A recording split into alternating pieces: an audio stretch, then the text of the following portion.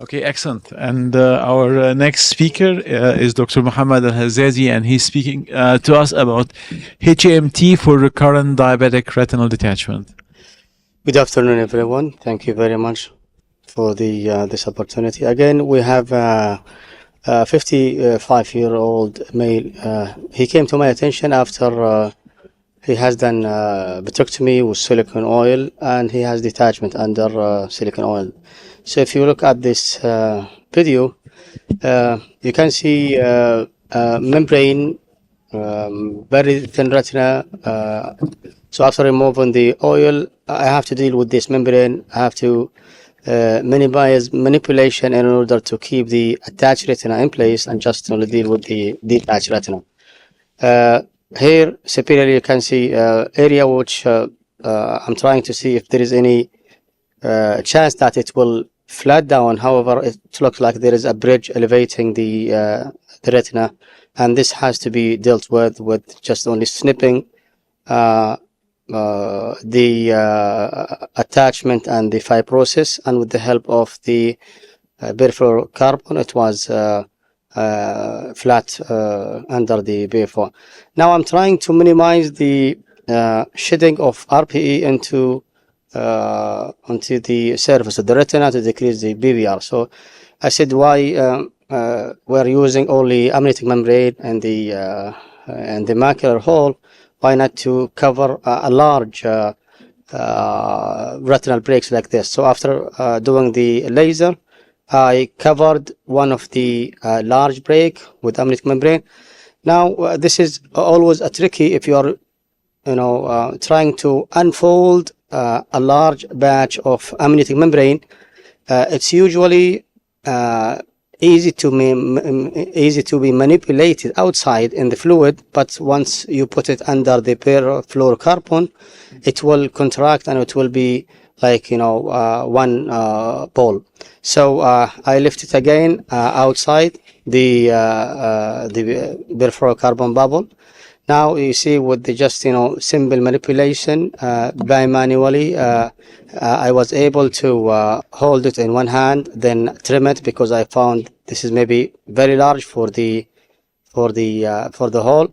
Then again, once you go, as long as you start to dip it again into the BFO bubble, see it contract again, and this time you need just to know where is the orientation, where to gently pull one end and try to spread it over the break.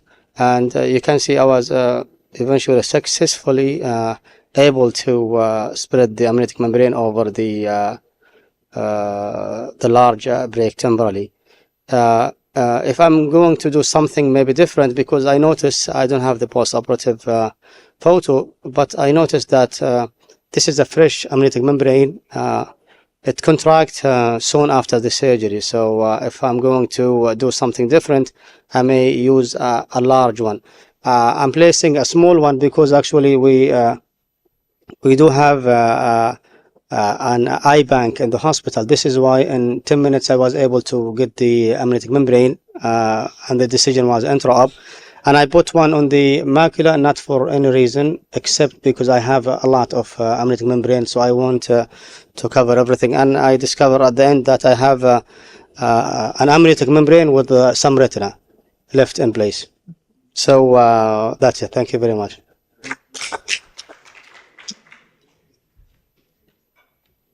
Any questions? Yes, please. Do we have another mic? Can we? Here's one here. And then there's one here. And next. So the question, thank you, Mohammed. The question is the general question for everybody here. So at the stage of removing the oil, so is this membrane going to move or not first? And the second, in the follow-ups, is this going to disappear or stay for life there? I have a short-term follow-up for this patient. I noticed that the amniotic membrane is getting shrunk, so in size. This is why if I'm going to do something different, I may use a larger one to cover the edges. Regarding, will it stay in place after removal of the oil? I did not yet remove the oil. Once I will call you. Okay.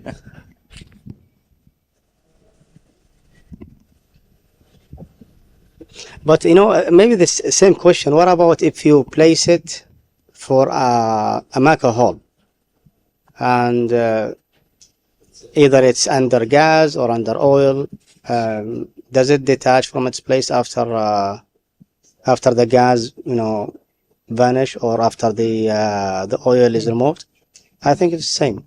I don't Stem, have, yeah. I don't have experience with these big membranes, but with the macular one, I think they shrink a bit and they like clump a bit. So I think you want to be a bit larger. But my question, before we get the other question here as well, is what was your main thought behind covering the brakes? Is it Yeah, to decrease PVR or? Yeah, PVR. I have an large area exposed RPE, so it's definitely a source of PVR. Yeah, so why not to cover it? Like it will resemble like a sheet of maybe a retina to keep everything in place. In place, yeah. Please. I have a question. In Congratulations. italic, please, not in italic. In Italy, no. Troppo difficile. Congratulations for your terrific surgery.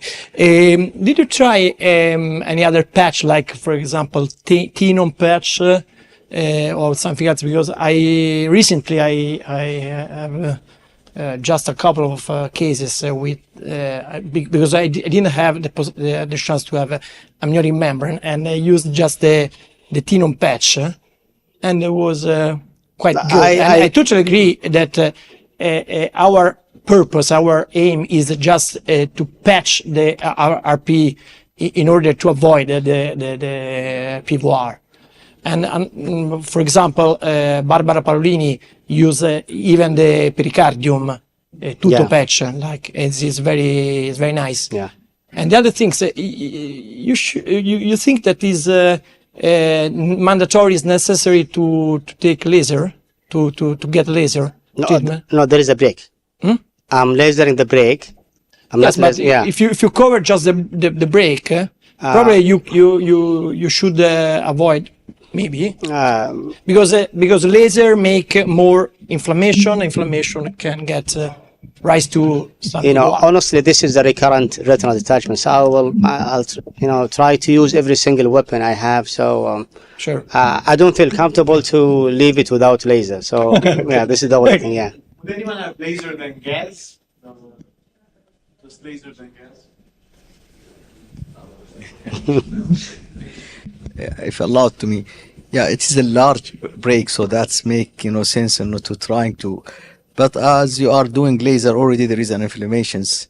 Amniotic membrane is not gonna to close this hole whatsoever you will do. If in that it will shrink immediately, and if it is just with lasers and flat retina, so we are a little bit away from recurrency of the retinal detachment.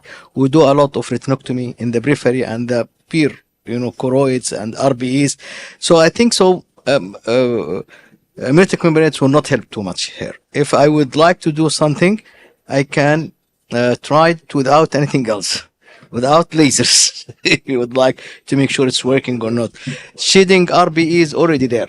Once you are removing these membranes, already the RBEs and the photoreceptors and all this glial tissue are in the vitreous cavity by any means. I think it's too large to put amniotic membranes for it. This is my opinion. Even in the place I use pericardium, it could be scleropatch to put it in if it is, but there is no, I think so, that a big idea to close such break, except you do the usual with air fluid exchange, make it flat, do your laser and leave it. With positioning, it could be. But if BVR happened, that's the time the case done. Just back to the nice question by Dr. Yahya. What I think that the amniotic membrane doesn't disappear completely. It gets integrated somehow in the complex with the retina. As for the macular hole, for example, we all see that it helps retinal closure by getting a scaffold that migrates in. So it gets somehow integrated, but it doesn't like vanish. We all know that we use it for the cornea, and for the cornea melting or something, we use a amniotic membrane, and we notice that this, with time it's kind of disappear or something. But in the retina, it gets integrated. So you feel that there was some tissue, like after 1 year, you feel that there was some tissue somehow in this place. This is what my experience. If you put this amniotic membrane upside down? That's a good question. Because I think that amniotic membrane has different adherence power from different surfaces. Yeah, that's a good question. Actually, dealing with a large batch of amniotic membrane, sometimes it's really difficult for you to orient. It flipped almost 100 times, up and down. So until I eventually was able to flatten it in place. I think even if I'm doing this uni-manual, I won't be able to place it in place. I was holding both, forceps and trying to just, slip it some way under the BFO so I can place it. Though I failed to flatten it from the first place, I had to gently manipulate the tissue until it's flattened. Dr. Hazzazi, can you come and join us here as we get the next speaker, and we can So have a the- question from Dr. Zahran and from you, sir, as well. So the question Is again. Dr. Nagar here? Yeah. Yes, please, if we can, yes. So the other question, if you're putting the membrane subretinally or pre-retinal, does it make difference? What is it? Putting the membrane under the retina. Or pre-retinal? Yeah, so dealing with this situation is totally different than Macahor, for instance, where you put it under. This, if you see, one of the breaks is attached, so I don't want to detach it. So I'm dealing with serious situation. The patient is frustrated. Maybe this is second or third vitrectomy, so I want less to give me more. That's what I want. Yeah, thank you. What I want to say is that the orientation of the amniotic membrane is important for the macular hole surgery, because in the macular hole surgery we would like to have the closure of the hole, but in this case have the stroma upside or down on the RPA is almost the same, because in this case we would like to do just a patch of the retina of this huge hole. So I think maybe it's not so important like in the macular hole surgery. Okay.